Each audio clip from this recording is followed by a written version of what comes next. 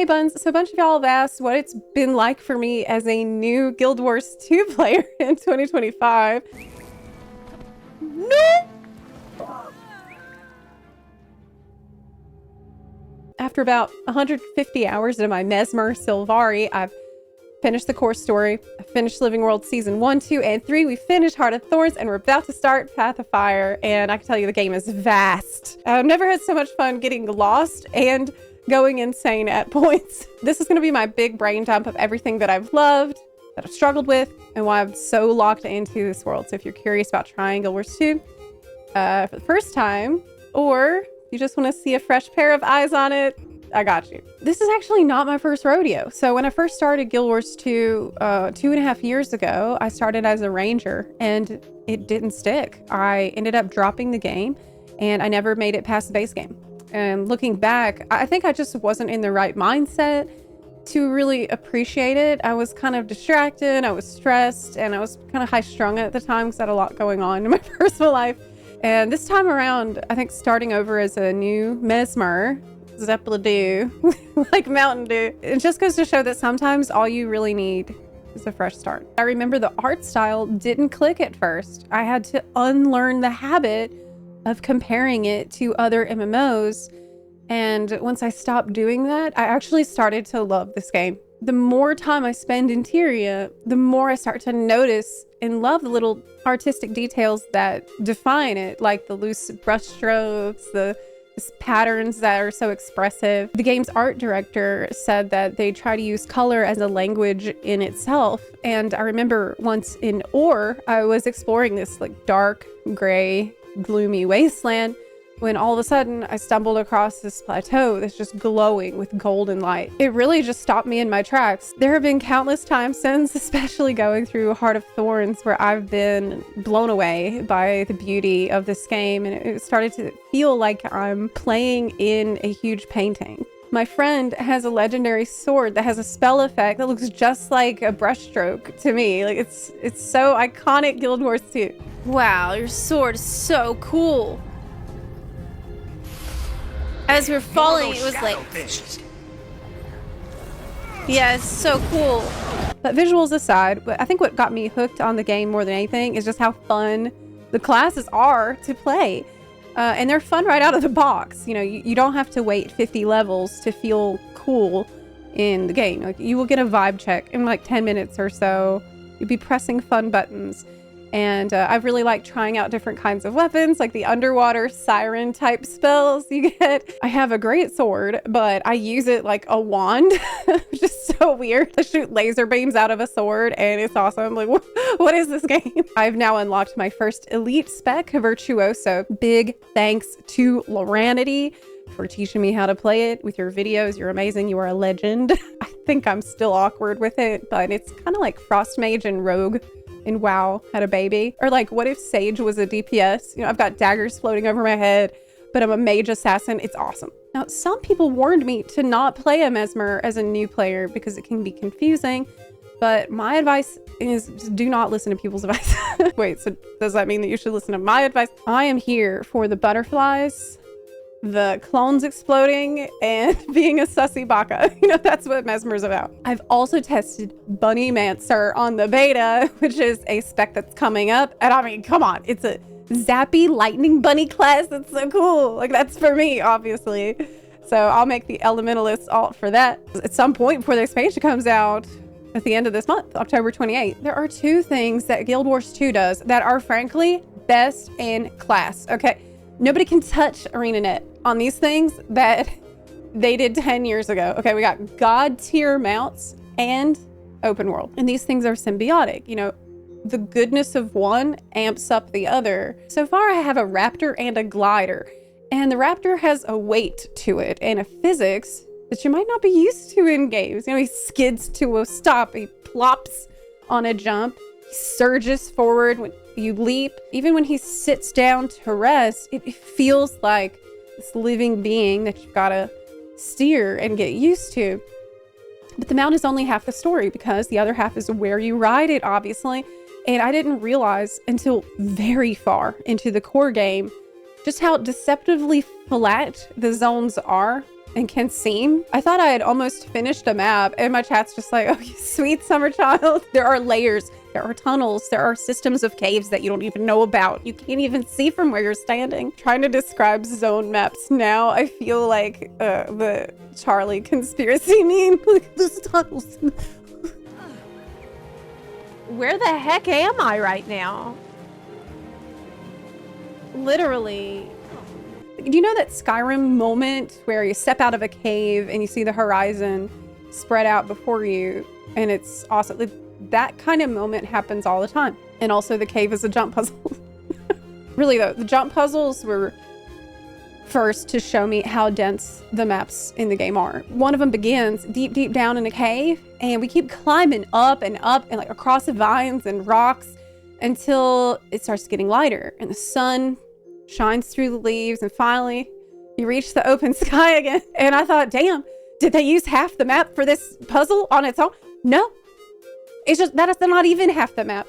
It's a tiny bit of the map. And there's another one I did out in Ore that was just pure sadism, and it's not even the worst one. How can such a painful experience be a fond memory? It's this insanely long, complicated network of tunnels and catacombs with so many iffy jumps and confusing corridors. So it's not even just like it's a jump puzzle. It's also a super confusing labyrinth. We're like freaking swimming at one point to get to the next part.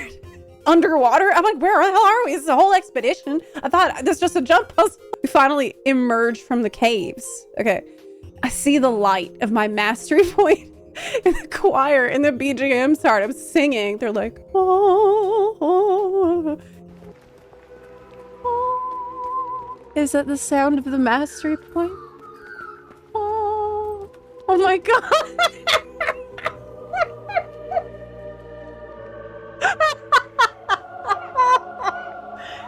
The music could not be more appropriate at this moment. But of course, nothing could have prepared me for the open world of Heart of Thorns. It is horrible and amazing. It's a masterpiece, truly. It is an impenetrably dense jungle with so many layers, and it's so high up, and it's so far down. There's so much in between that you will get lost in. Like, I took a helicopter to the top above the tree canopy, and I fell off the sky island. Like, I slipped, and I fell so far, and then I landed on a branch like somewhere that I could go. And I wondered, like, can I just fall down from here even more? And I did. And I even managed to land somewhere even farther down below. Like, the sheer immensity of scale. I have never had a game map that made me feel so small, like a bug.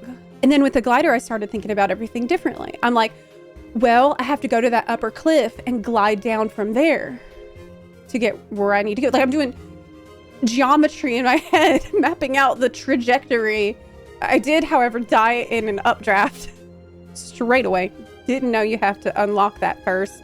ArenaNet devs are truly on another level, pun intended. People like to say verticality, but I did not know what that meant until I fell in a random crevasse, like after skydiving down at Mach 15, landing in a hidden village that led down into another cave.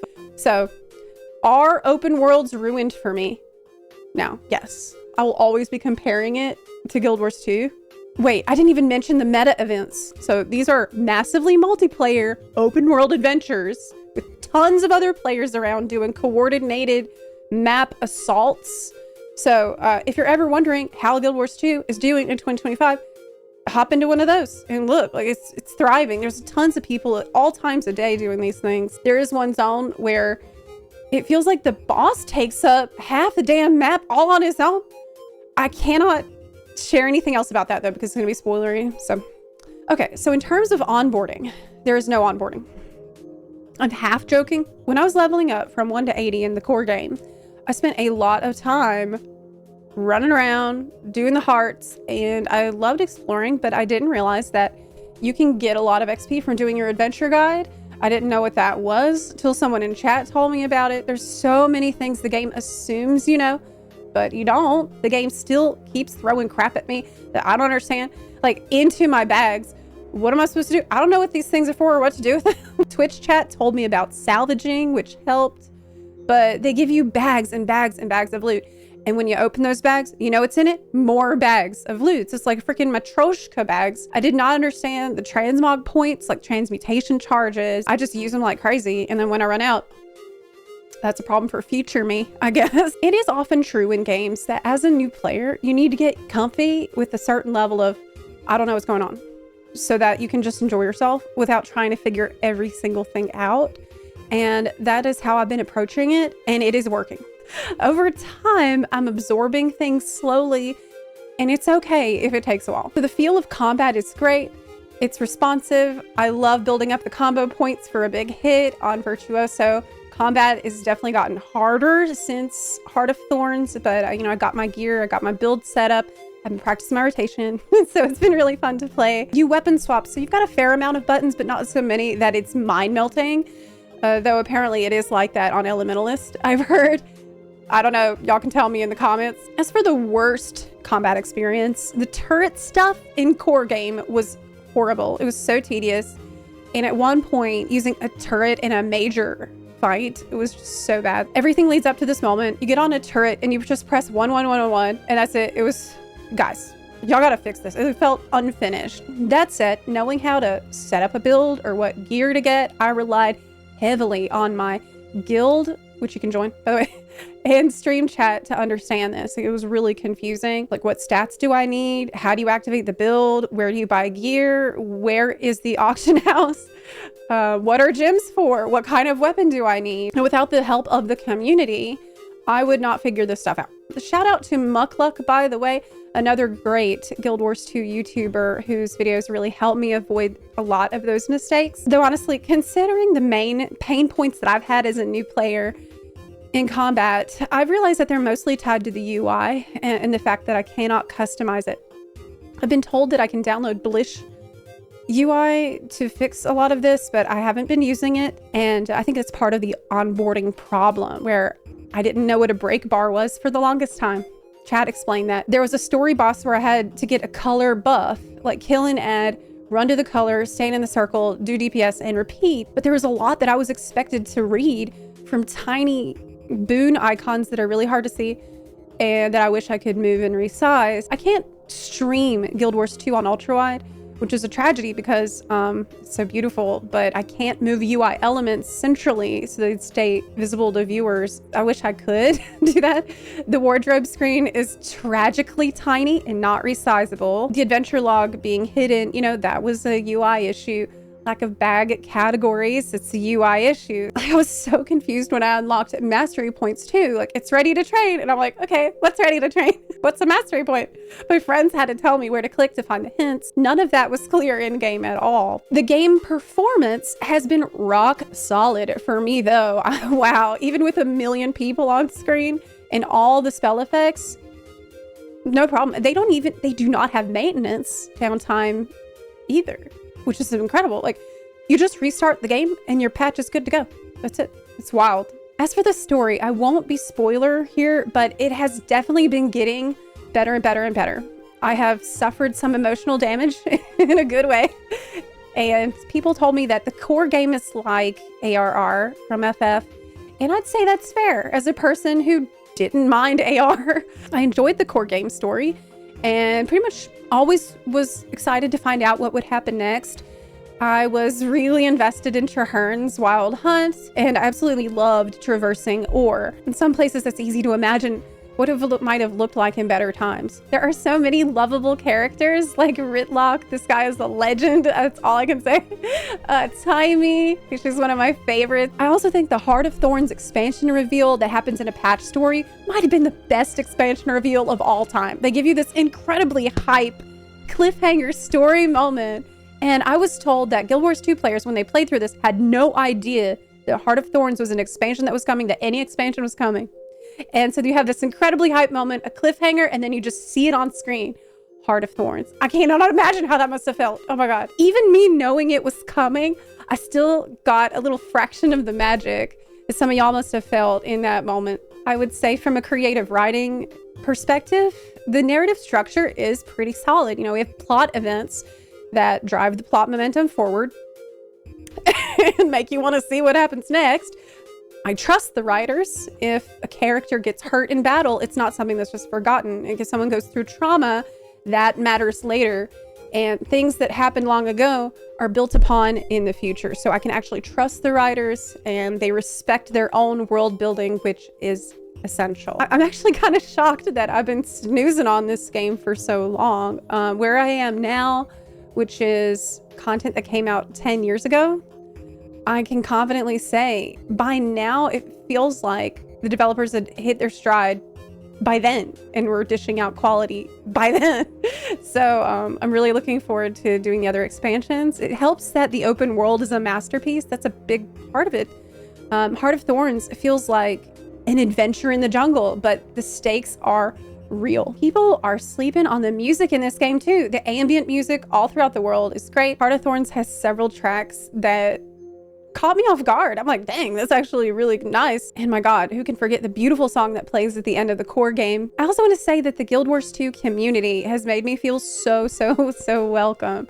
I really can't thank y'all enough for being so inviting, so kind, so patient, and so understanding while I bumble my way through and slowly pick things up bit by bit and then forget things and have to learn again. But y'all made this process so much fun, and all my best memories include so many of you porting me or turtling me out of trouble or into it in some cases. I hope to make a lot more memories in the game and look forward to continuing to play. We do have a guild, like I mentioned, OnlyBuns recruiting. So join our Discord if you want to know how to join it. I guess that's all I have to say for now, and I'll have more to say after I progress further. I'm going to do Path of Fire next, and some people are telling me that it's even better of Heart of Thorns, so I'm really looking forward to that. If you like this video, please consider supporting the channel on Patreon or on Twitch, where I stream several nights a week. Or you can support the channel for free by leaving a comment about your experience with Guild Wars 2. If you tried it, if you're thinking about trying it, or what your general opinion is about Guild Wars 2, if my video made you feel any differently about maybe giving it a try, I'd love to hear from you in the comment section down below. And I also have a dedicated World of Warcraft YouTube channel, Zeplo's WoW Realm, that I'm actively adding content to all the time. I'm doing alpha testing for Midnight, which is expected to release in early 2026. Thank you so much for watching, and I'll see you next time. Bye!